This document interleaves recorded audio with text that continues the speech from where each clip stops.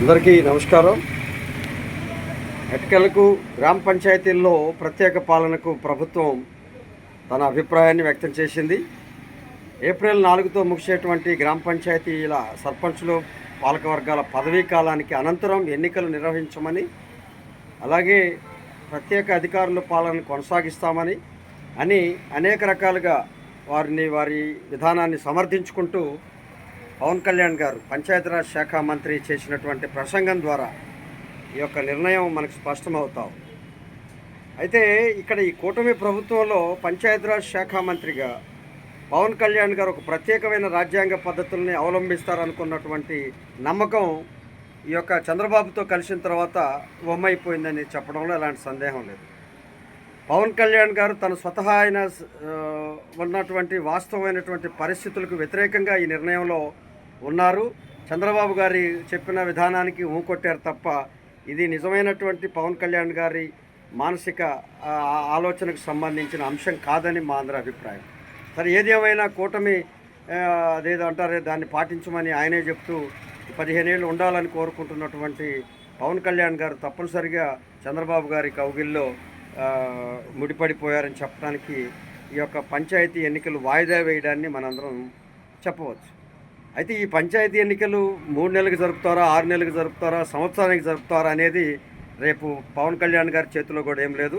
నిజంగా కూడా చంద్రబాబు గారి ఆలోచనలు వాయిదా వేయడంలో ఆయన ప్రాముఖ్యుడు, ఆయన దాంట్లో నిష్ణాతుడు.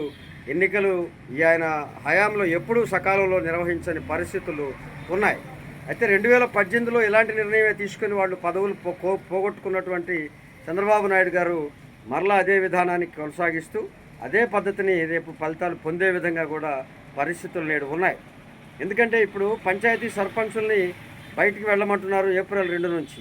కానీ వారికి బిల్లులు చెల్లించమని అడుగుతుంటే ఎమ్మెల్యేల చేతుల్లో పెట్టి ఎమ్మెల్యేలు ఈరోజు వాళ్ళ పిఏలు ఈ యొక్క గ్రామ పంచాయతీల్లో పరిపాలన సాగిస్తూ ఉన్నారు. ఇవాళ బిల్లులు ఇవ్వడానికి వాళ్ళు ఇష్టపడట్లేదు.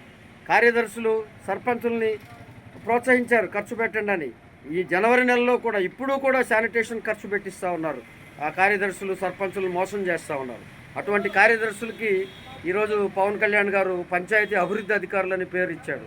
అలాగే ఈఓ పంచాయతీలు కూడా ఈరోజు సెకండ్ సిగ్నేచర్ పెట్టకుండా ఈ యొక్క బిల్లుల చెల్లింపులో ఆలస్యం చేస్తూ ఈరోజు ఉన్న సర్పంచుల్ని ఇబ్బంది పెడతా ఉన్నారు.